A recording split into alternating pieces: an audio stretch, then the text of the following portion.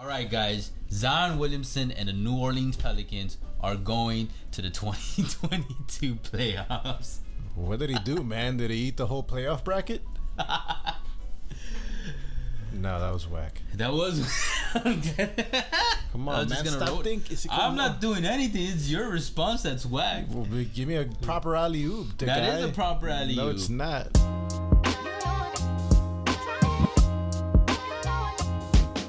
He didn't eat anybody, but he did do. He almost broke the ground. Beautiful, overrated 360 dunk that, for whatever reason, went viral online because it's Zion. I mean, shit, man. Anybody that's over 30 years old, man, they felt those knees, man, when they Wade felt probably that. saw that clip, like, ooh. Especially with all that weight on, all that pressure. I'm not skinny by any means, but man, Zion's like to the point that not even a hoodie's hiding that fat. I'm like, shit, man. I'm like, you're gone down bad if even a hoodie, a dark hoodie can't hide it, man. We were actually talking about it, man. Like, if he takes off that hoodie and you're seeing that thing, man, I think we're gonna see a. I'm worried. Yeah, I hope it's just all charades and like maybe he is super. I don't want to say super built, ripped, but yeah, type shit. But whatever. Look, they made it to the playoffs. Maybe he's wearing the same fat suit that James Harden was wearing. The good news is maybe there's a small it's this small, guys, chance that we get to see Zion play in the playoffs. Maybe. But I would not put no money on that. Better is to clarify. The Pelicans did not make the playoffs, but they made a step in the right direction. That's true. All right, because this was the 9 versus 10th game. What's going to happen now? It would be nice if somebody made. I was so hyped I did forget about that little detail. It'd be nice if somebody made an explanation about that, right? Oh yeah. Oh, right here. Look at that. Oh wow. They must be expert on the subject and not forget about it every year. he don't say shit. Oh man, but might be half of the views. Let's just talk us about this game. Ourselves. Just putting it on loop every year. Anyways, look, I called it wrong. I thought the Spurs might have taken it because Spurs organization experience with the playoffs, championships. While the players may not have it, that organization still got it, and Pop is leading the way. And we said prior to the game that it was gonna be close, which it wasn't. It wasn't the Hawks game. It wasn't the Hawks. The Hawks game was a massacre. Yeah, that was like the Titanic right there in ATL, man. At least this one stayed interesting in the fourth quarter, late into the fourth quarter. But then they just started jacking up threes that honestly it made no sense. Like, in my opinion, maybe this is old school. I don't know in today's NBA. But if you're down by like 12 to 15 points with still like 4 minutes left, like I know a 3 is gonna be a significant jump to get closer. But if like the previous one didn't fall, just start going for those 2s. Just play conservative 2s, man. Layups, drive it in, dunks, fadeaways, mid-range. Like, just be a little more safe. Make some smart and some safe investments to get that big W. You know what I mean? I mean, well, it's still 4 minutes in the game. Like, you know what I mean? You get a couple 2s, you make a few stops, boom. Before you know it, you're right there, or you already got back to lead, or you're tied. If only it was that easy. If it was that easy, I think anybody would be in the NBA. I mean, some say if I was 6'4", I could have been playing for the NBA. I don't know. Maybe Shanghai Sharks. Shut the fuck. Maybe I see that. Jeez, man, we just been going with the jokes. All right, man, let's get a little bit more serious and let's do some BTD stats time on what went on tonight. All right, let's start with the winners. Yeah, Brandon Ingram and CJ McCollum. Yep. And Valanciunas, who I would say was the low-key MVP of the game. Emphasis on low-key. Brandon Ingram, -2. However, he put up 5 assists, 5 rebounds, 27 points, 5 of 6 from the free throw, 11 of 19 field goal. McCollum, and this guys, this is the X factor, and I'll give everyone this, like this trio right here, Valanciunas, Ingram, and McCollum, and especially that duo in McCollum and Ingram, they're dangerous. I think we, as a whole, kind of slept on how dangerous they can be, but I still consider them high B tier players, not low A players yet. Boy, man, with moments of A play. It's part of the reason why I had the Pelicans, man, as a secret, as a team that might have a chance to make a deep playoff run. Yeah, McCollum had 32 points, plus 16, 6 rebounds, 7 assists, 5 of 5 from the free throw, 3 of 5 from the 3, 12 of 23 from field goal. And Valanciunas had 22 points, plus 11, 2 blocks, 1 steal, 3 assists, 14 rebounds, and 9 of 14 from field goal. Like, those 3, keep an eye on them. Yeah, and that's without, like, Junior Hayes having, like, putting up some more stronger contribution, because you know they can't. So to keep it very simple, man, McCollum and Zion isn't playing yet. Ooh. What were you gonna say? I mean, shit, that'd be better. McCollum is doing what he used to do on the Blazers when Dame would have a bad game, and that's when I used to be like, damn, maybe McCollum and Dame could take it far, but I never fully believed in that duo. McCollum and Ingram they try to do their best impression of KD and Kyrie, what they did last night. So that's a good comparison. KD Kyrie light. Per se. Like they're the doppelgangers. Yeah, KD and Kyrie are the OG. It's like the diet version. The diet soda version of it. See, no, shit, yeah. Give some to Zion. And if this team played better defense, they could even be a better overall team. But once they play some serious teams, this is not going to go, very well for them. But one player I also want to bring up from the Pelicans that he has some shiny moments. Let's be honest. Alvarado. 12 points, plus 4 assists, 1 steal, 1 rebound, 4 of 9 from field goal, 3 of 4 from the 3. Scrapper. He reminded me, I was gonna, if he had a bigger game, he had a big game but a bigger game, I was like, maybe the play-in tournament, that's what it's about. It's about the Patrick Beverleys, because that's what he kind of reminded me of. That role player that just had a shining game, and when those role players have shining games, I'm looking at you, Max Strus, for the Heat. When you do have yours, they help push the team over the edge. Bro, don't disrespect Max Strus, man. He's a starter now. Yeah, but he's a role player. Okay. But let's go to the Spurs. Who do we say? All right.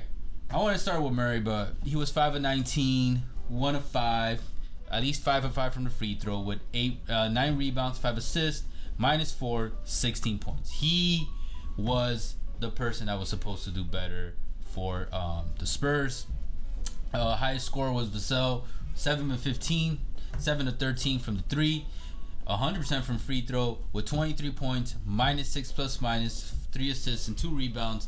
And someone I have to bring up because he's been letting me down ever since a great season. Oh, God. And yeah, Jason Richardson, 12 points. Jason? What? You know, we're back in the 2000s talking about Golden State. Josh Richardson, man. Jeez, man.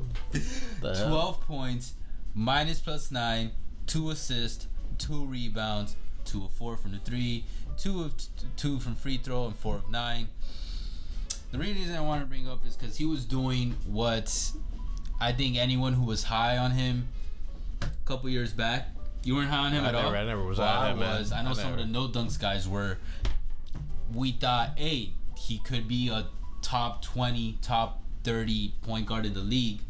And tonight's game said it all. He had some clutch moments where he could have, especially in the late fourth, he was just, breaking some threes. Hey, it's all good. Hey, Josh, I'm still going to be thanking you because thanks to your ass, we got Jimmy Butler down here in South Florida. So I'll take that. One day I'll tell you guys a little funny story between me and Josh Richardson. And it has nothing to do with him, but it kind of does. It definitely does. But anyways, man, okay, now that we know the stats, let's start with What does this mean for Popovich? It means that, unfortunately, his last few years in the NBA do not look very good, which sucks. Cause I really want him. I really want him to go out with a bang. I admire Popovich a lot. We lost one championship that we should have won, and almost lost another. And even then, I was still very respectful and admirable of the guy. I was like, damn. This guy's just a beast, along with everyone he had. And just the way he raised that Spurs organization. Before culture got solidified, as a kid, it was the Spurs that I would look to and be like, oh shit. When I started really learning about basketball, so this is what a well-run organization does. You know what I mean? This is what a good coach is, and hearing players talk about him, because like already by the 2000s, mid 2000s, say 2000, like Pop was already solidified. You know what I mean? And like Pat, Eric, all that was more down the line. And Heat culture, I would say Heat culture didn't really get solidified until what, early 2010s.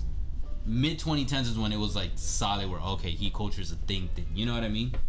And yeah, and it just sucks. It's kind of like what happened in NCAA. Like I wanted Coach K to go out with a bang, and I was the main reason I was rooting for Duke. And here we are. And now I'm afraid that this guy's not gonna finish one of his last few years in the NBA with a championship. It's fine. The world's still gonna go on. The Pelicans. Clearly, Erwin's not that big of a fan of Pop. I mean, I'm not gonna lose. I'm already losing sleep. I'm not gonna lose more sleep because of that. Bro, he's so real though. He's so real. Like his interviews, you don't think so? That's also what made me like the guy. I was like, this guy is just so real. He doesn't give a fuck. He's just like, he's funny and a very sarcastic. Maybe that's why I like him. He's very dry. You know what I mean? Gotta put some moisturizer on that. All right. Anyways, okay. So the Pelicans, they are talk about a good story regarding them, man. Like beginning of the season, off to a slow start. All the talk was on Zion. Like, is he gonna go to New York or whatnot? They were able to turn it around. The beginning of the season was that Zion, this is preseason, was going to return to the team by the beginning of the NBA regular season. Couple months later, postpone. Couple months later, postpone again. We're gonna do a video on the Zion timeline because it is ridiculous. And we're in the playoffs of the season where they were saying during the preseason, oh, he's gonna come back hopefully by then, or like, okay, it'll be pushed to November or December. We're in the fucking play-in tournament / playoffs, and the kid is still not back. It's like I'll throw hands with him right now. It's like that girl. I don't give a fuck. It's like that girl that keeps selling you out, but then texts you, and you're like, simping for all that shit. You keep falling for it. I can't relate, but I know you're very I feel you. Experienced in that field. All right, but cool, man. What do you think now that we're gonna get the Pelicans versus the Clippers? That should be a really good game. We got playoff P, dude, doing his damn thing, and then we got CJ McCollum and Brandon Ingram, man. Well, you're forgetting Kawhi's coming back for that game, bro. You didn't know? Kawhi gives no shits. Bro, I think I just got a text. Yeah, from Woj. Oh, I think that's Kawhi right there. That bland white concrete wall. The bland white. There's some texture on it. Yeah. No, but okay. Guys, for any viewer, just he's probably not going to come back. But if he did, the reason I want the Clippers to win is because I do believe if the Clippers make it to the playoffs, Kawhi's coming back. Because the rumors are very heavy on that. And everybody's needing, like, he would do some shit like that. He's Batman, guys. He's vengeance. No, he's just Kawhi. That was good. He's just Kawhi. He's just your typical weird-ass motherfucker. Exactly. And that weird-ass motherfucker would do some shit like, surprise, I'm back. You know, like fucking 15 minutes before tip-off and shit. I'm telling you, man. We're not gonna hear from Kawhi like, when he retires. If Kawhi, obviously, I don't believe he's gonna play for that next game, and it's gonna be PG and Cole versus McCollum and Ingram. I'm not gonna lie, that and adding in the Clippers curse, because that's, I'm not gonna lie, I almost feel like it's a real thing at this point. And I'm not. They broke it. They make it to the conference finals, guy. But yeah. I don't know, man. I would not surprise me if the Pelicans actually make it to the playoffs now. I'm not surprised, man. No, man. Come on, Brandon. No, I'm saying if they do make it. They will. Brandon, oh, you're that confident they're going to kill the Clippers? Of course, man. Beat down the Clippers? Brandon Ingram and CJ McCollum, they got that star power, that duo. Mm-hmm. That's a lot better than just PG by himself. But they got a championship coach on that side. Who? Ty. Is LeBron walking through that door? Even better, playoff P. Yeah, that's cute and all. That didn't work versus the last game versus the Timberwolves. But anyways, guys, let us know what you guys think in the comments, man. You guys enjoyed this game? You think the Pelicans they're gonna make the playoffs or not? We said it in the first video before this game even ended, but it got solidified. The second day of the play-in tournament was way worse than the first game, and I think it just balanced out of like Yep. So that's what the playing tournament is gonna be like. I was like, oh my god, elimination game. Are all the ones gonna be fucking lit? Nah. Better the owners making boatloads of money. And I'm happy we got to watch more basketball, but I'm not gonna lie, watching 9th and 10th seeds is not the same. Now maybe if like the Nets who happen to play for 7th, 8th, and like teams like that slip down, then it would be more exciting. Like if the Lakers played this game, it would have been 10 times more exciting. Funny thing about I'm gonna finish it over here. The funny thing is here, the Western Conference has always been known, well, as of recently, for a while, been known as for like ever, been known as a superior conference compared to the Eastern. Post Jordan. Exactly. But the funny thing is that here, the Spurs versus the Pelicans, these are both teams that are well under 500, and on the Eastern Conference, both of those teams have pretty, like, I mean, for like a 9th and 10th seed, they have pretty good records, 44 and 38. I feel you. And the ones that had the better record, that was a clunker of a game. Yeah. And this one, it was really good. Yeah, no, true. So you seen the Pelicans win against the Clippers? Yeah, definitely. And you're seeing Hawks or? I say Hawks. I just blanked out who their opponent. The Cavaliers, Cavs. man. Put some respect for the man. Okay, I got the Hawks. But PG, I'm gonna ride with you, bro. Clippers. Nah. Y'all heard it here first. Clippers to the playoffs. Kawhi's returning midway through the first round. Screen record this clip. It's happening. Delusional. Anyways, appreciate all the love and the hate. You guys already know. Facebook, Twitter, TikTok, Instagram, all podcast streaming platforms. We'll catch you guys soon. For now, Take care.